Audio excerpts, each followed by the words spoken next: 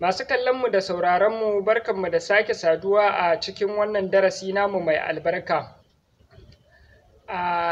Ga waɗanda yau suka fara ziyarar wannan kafa namu mai albarka su danna mana subscribe sannan su danna mana ƙararrawar sanarwa domin sanar da su a duk lokacin da muka ɗaura bidiyonmu. Idan ba mu manta ba a darasin da ya gabata mun tsaya ne a wasu kalmomi wanda suka shafi wato ainihin family, wato kalmomin da suka shafi family. Da yarda Allah kafin mu ci gaba za mu yi muraja'an waɗannan kalmomi sa'annan sai mu ci gaba daga inda muka tsaya. Kalmar da muka tsaya ta ƙarke a wannan rana ita ce kalmar daughter. Kamar yadda muka yi bayani muka ce akan yi kalmar daughter ne haka, in aka yi girl sai a yi baby, that is what? Girl. Daughter, that is daughter, yarinya kenan. Then sai muka yi signing ɗin mene? Signing ɗin father. Muka ce mene?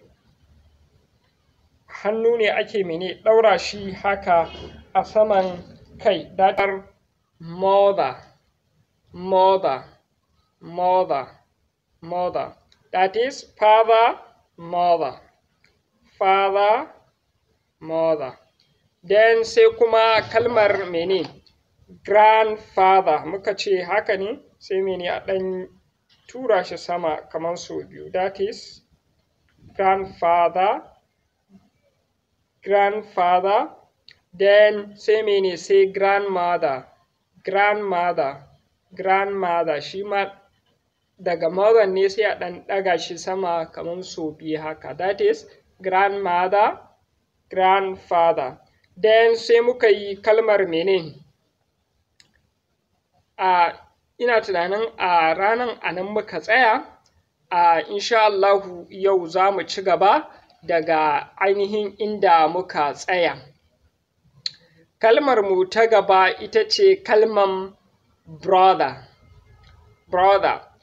Kalmar brother shine idan aka yi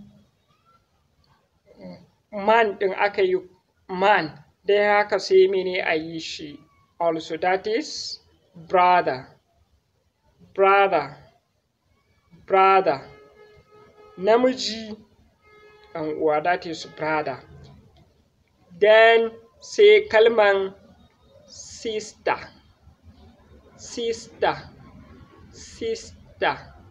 ‘Yar uwa ta mace, that is what? Sister.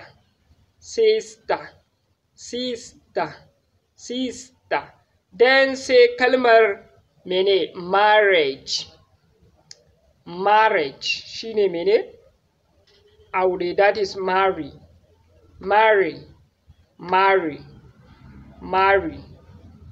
Shine mene? Aure. Then sai mene? Sai husband.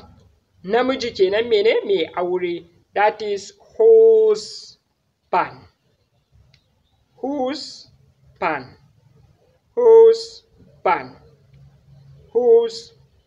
Namiji mai aure. Then sai mene? Sai wife.